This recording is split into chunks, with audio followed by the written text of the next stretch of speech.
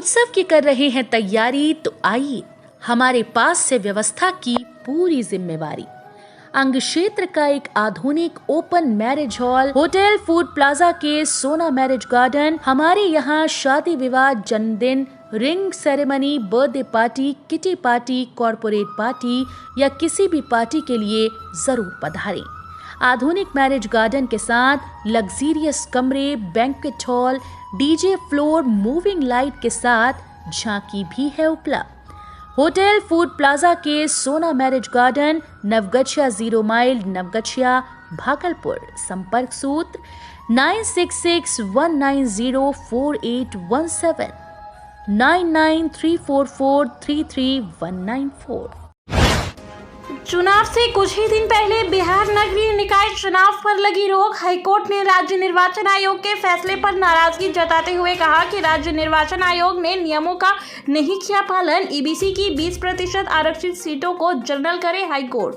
बिहार में नगरीय निकाय चुनाव को लेकर पटना हाईकोर्ट ने बड़ा आदेश जारी किया है। 10 और 20 अक्टूबर को होने वाली नगरपालिका चुनाव पर फिलहाल रोक लगा दी गई है। मंगलवार को पटना हाईकोर्ट के चीफ जस्टिस संजय करोल और एस कुमार की बेंच ने अपना फैसला दिया। हाईकोर्ट की बेंच ने कहा कि स्थानीय निकाय चुनाव को लेकर सुप्रीम कोर्ट ने पहले ही जो आदेश दिया था उसका बिहार में पालन नहीं किया गया। साथ ही सुप्रीम कोर्ट की तरफ से अपने फैसले में कहा गया था कि स्थानीय निकाय चुनाव में पिछड़े वर्ग को आरक्षण देने के लिए राज्य सरकार पहले एक विशेष आयोग का गठन सुनिश्चित करे। सरकार की ओर से गठित आयोग इस बात का अध्ययन करे कि कौन सा वर्ग वाकई में पिछड़ा है। आयोग की रिपोर्ट के आधार पर ही उन्हें आरक्षण देना तय किया जाए। सुप्रीम कोर्ट ने यह भी कहा था कि आरक्षण की सीमा 50% से ज्यादा नहीं होनी चाहिए। इस पर सुप्रीम कोर्ट ने कहा कि अगर राज्य सरकारें इस शर्तों को पूरा नहीं करती, तब तक अगर किसी राज्य में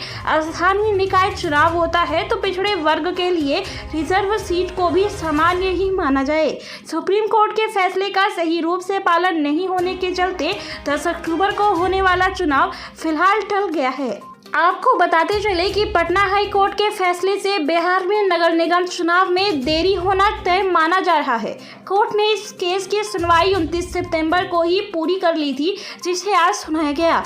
नगरपालिका चुनाव में बगैर ट्रिपल टेस्ट के पिछड़ा वर्ग को आरक्षण दिया गया था। इसे चुनौती देते हुए सुनील कुमार ने सुप्रीम कोर्ट में रिट याचिका दायर की थी। सुप्रीम कोर्ट के आदेश पर हाई कोर्ट में इस मामले की सुनवाई चल रही थी। गुरुवार को इस मामले पर आखिरी सुनवाई हुई थी और मंगलवार को इस पर फैसला सुनाया गया, जिसके चलते बिहार में पहले चरण का नगरपालिका और नगर निगम चुनाव 10 अक्टूबर को होना था, जिस पर तत्काल ग्रहण लग गया है। विजयदशमी के अवसर पर किया जाएगा रावण दहन। जिलाधिकारी व वरीय पुलिस अधीक्षक करेंगे अहंकारी रावण का वध। सीटीएस मैदान में 40 फीट के रावण, 35 फीट के कुंभकर्ण और 30 फीट लंबे मेघनाद का होगा पुतला दहन।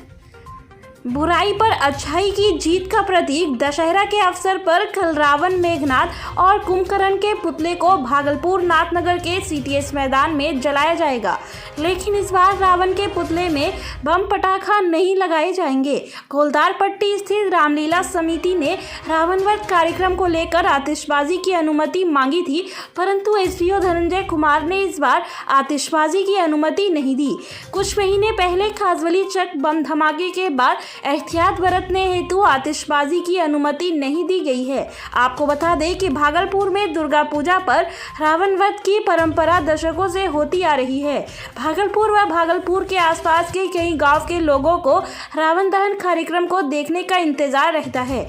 कई गांव के पूरे परिवार के साथ इकट्ठा होकर इस कार्यक्रम में शिरकत करते हैं।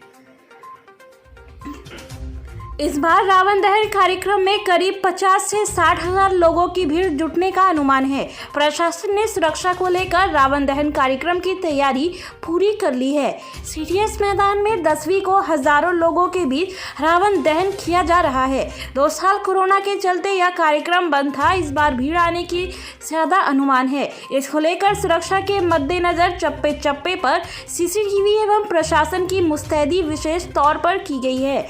रावण वध का का कार्यक्रम करने की स्वीकृति मिलने के बाद रामलीला समिति के सभी कार्यकर्ता नाथनगर स्थित पुलिस प्रशिक्षण विद्यालय के मैदान में रावण वध कार्यक्रम को आकर्षक बनाने में जुटे हुए हैं। तैयारी अंतिम चरण पर है। इस बार रावण के पुतले को बनाने में भागलपुर हसनगंज के कारीगर मथुरा ने अपने साथियों के साथ मिलकर कार्य को अंतिम रूप दे दिया है। कारीगरों ने बताया कि रावण, मेघनाथ और कुंभकर्ण के पुतले को बनाने में कपड़ा, सुतली, काटी और बांसों का उपयोग किया जा रहा है। इसे तैयार करने में लगभग 1 लाख रुपए का खर्च आया है। आपको बता दें कि इस बार विजयादशमी को रावण दहन भागलपुर जिला के जिलाधिकारी सुब्रत कुमार सेन और वरीय पुलिस अधीक्षक बाबूराम करेंगे।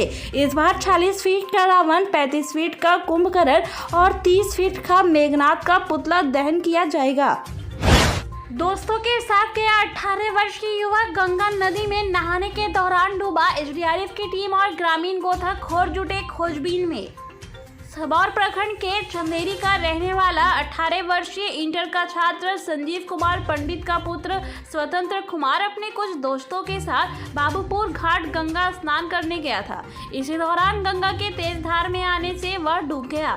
इसकी सूचना मिलते ही उनके परिवार वाले बाबूपुर घाट पहुंचे और एसडीआरएफ की टीम को इसकी सूचना दी। एसडीआरएफ और ग्रामीण गोताखोर उन्हें ढूंढने का प्रयास कर रहे हैं। खबर लिखने तक गंगा नदी में डूबा स्वतंत्र कुमार अभी तक नहीं मिल पाया है। स्वतंत्र 2023 में इंटर की परीक्षा देने वाला था। वह अपने कुछ दोस्तों के साथ स्नान करने सबौर के बाबूपुर गंगा घाट पहुंचा था। यह घटना सुबह तकरीबन 8:30 बजे की है। स्वतंत्र के चाचा नीरज कुमार ने बताया कि एसडीआरएफ की टीम और ग्रामीण गोताखोर लगे हुए हैं। उम्मीद है जल्द स्वतंत्र को ढूंढ लिया जाएगा। वहीं उनके पिता संजीव कुमार पंडित का कहना है कि हमें पता भी नहीं था कि स्वतंत्र गंगा स्नान करने के लिए गंगा नदी गया है। मैं दुकान पर था, तभी मुझे किसी ने मोबाइल से कॉल करके यह सूचना दी। परिवार वालों में मातम का माहौल है। प्रत्यक्षदर्शी पीयूष ने बताया कि हम लोगों ने स्वतंत्र को डूबते देखा और शोर मचाना शुरू किया। जब तक हम लोग कुछ कर पाते तब तक वह गंगा नदी के तेज धार में समा चुका था।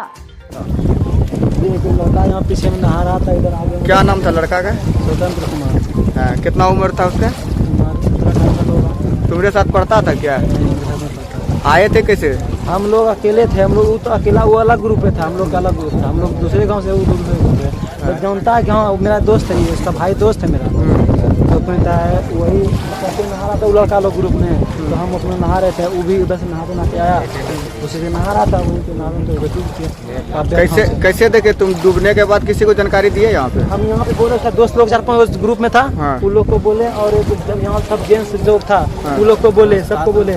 फिर कोई बोला क्या उसका भाई साहब की फोन करो। बोले मेरे पास फोन नहीं है, हम जाते दौड़ के। लोग वहाँ से गए, बिठाया, वो रास्ता में बिठाया।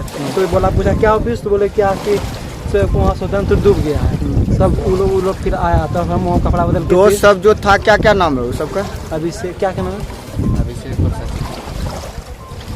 अभिषेक और सचिन। तुम्हारा नाम क्या हुआ? मेरा नाम पीयूष शर्मा। कहाँ घर है? ब्लॉक का।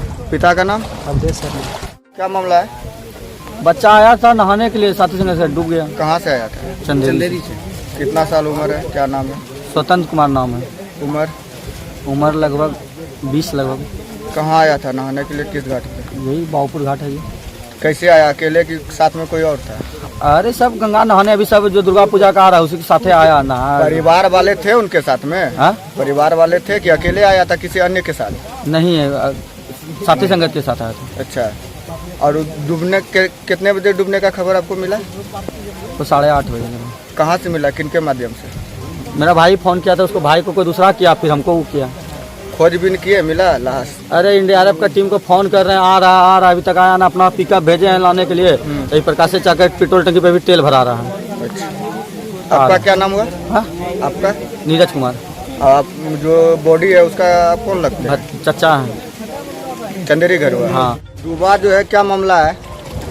हम जानते ही नहीं हैं कि क्या है। वो सोया हुआ था और उसका जो है कि दोस्त अब गया, उसको उठा के लाया। और तब तक में हम दुकान पे आ गए। उसके बाद इधर से हमारा भाई बोलता है कि स्वतंत्र डूब गया। घर से निकला होगा कुछ बोल के ना? हम जानते ही नहीं है कि हम तो खुद कोई जानकारी नहीं? हम घर से निकल गए थे। लड़के का क्या नाम था? स्वतंत्र कुमार भारती। उम्र 17 से 18 साल। कौन स्कूल में पढ़ता है? सबौर कॉलेज कौन ईयर्स का स्टूडेंट है? 12 का एग्जाम से 2023। और आपका नाम क्या हुआ? मेरा संजीव कुमार पंडित, घर? चंदेरी। दुर्गा पूजा में सुपर चक्रवात नोरू ने डाली खलल, मेले के व्यापार में हो सकता है खासा असर। कोरोना काल के 2 साल बाद भव्य तरीके से हो रहा दुर्गा पूजा भारी बारिश की भेंट चढ़ने लगा है। रुक रुक कर होने वाली बारिश के चलते मेले के व्यापार में खासा असर पड़ सकता है। साइक्लोनिक सर्कुलेशन का असर बिहार के कई जिलों में देखने को मिल रहा है। सुपर चक्रवात नोरू की वजह से बंगाल की खाड़ी के ऊपर बने चक्रवाती परिसंचरण के कारण मौसम में पूर्ण रूपेण बदलाव हो चुका है। एक तरफ जहां उमस भरी गर्मी से लोगों को राहत मिली, वहीं दूसरी तरफ बारिश के चलते दुर्गा पूजा में बड़ी खलल आई है।